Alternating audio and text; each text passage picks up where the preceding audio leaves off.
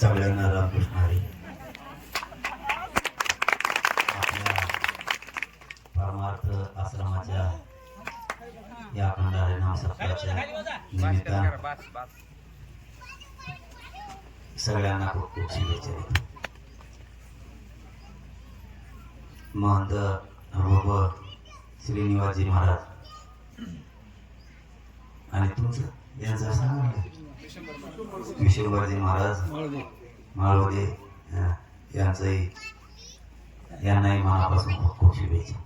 आता बाकीचे काय नाव माहीत नाही बाबा, नाराज काय कोण आधी जे आहे ना म्हणून नाराज व्हायला मी नाही बोलत. समजून घ्या, मी एकटा आहे आणि राज्य खूप मोठं आहे. प्रत्येक गावात सगळ्यांना अपेक्षा आला पाहिजे. मलाही कळत नाही पुरवतो. एक तर माझं शरीर मला नाही साथ देत, काही केलं तरी. मला भावना आहेत, तुमच्या भावना माझ्या लक्षात येत आहेत.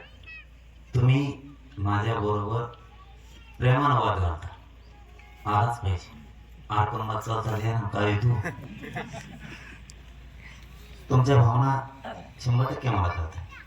पण मलाही समजून घ्या, मी एकटा आहे आणि शरीर साथ देत नाही. उपशाना जितकं शक्य आहे या समाजासाठी तितकं रक्त जाळतो. जितक्या वेदना सहन करता येत्या तितक्या करतो, हटत नाही. मला तुमच्या गावात येणार नाही. महाराष्ट्रभर मला प्रत्येकाच्या गावात दारात घरापर्यंत जाता येणार नाही, लग्नाला जाता येणार नाही, सप्त्याला जाता येणार नाही. पण मी ज्या ठिकाणी त्या ठिकाणावर तुमच्या लेकराचं कल्याण केल्याशिवाय वाटणार नाही. शेवटी अपेक्षा असतात त्या काय मी नाकारणार नाही अजिबात. पण मला समजून घ्या, महाराष्ट्रभर जाणं कोणाला शक्य नाही. लग्नाला नाही आलो नाराज होऊ नका. इथून पुढं सप्ताहाच्या एखाद्या कार्यक्रमाला नाही आलो नाराज नका हो. कारण मला एका जागेवरून जितकं सांभाळता येईल तितकं मी तुम्हाला बळ द्यायचं काम करेन. जे वारकरी संप्रदायाने आपल्याला शिकवलंय, अन्यायाच्या विरुद्ध लढलं पाहिजे. आणि मी पण वारकरी संप्रदायाचा एक शिष्य आहे, भक्त आहे.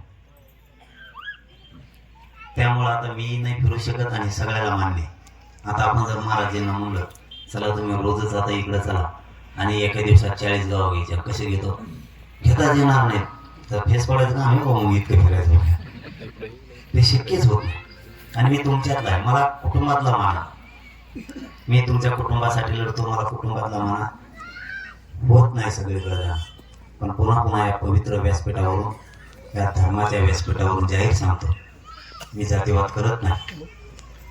पण गोरगरिबाच्या लेकरासाठी फक्त न्याय मागतोय, म्हणजे आरक्षण मागतोय, म्हणजे काय तो जातीवाद नाही.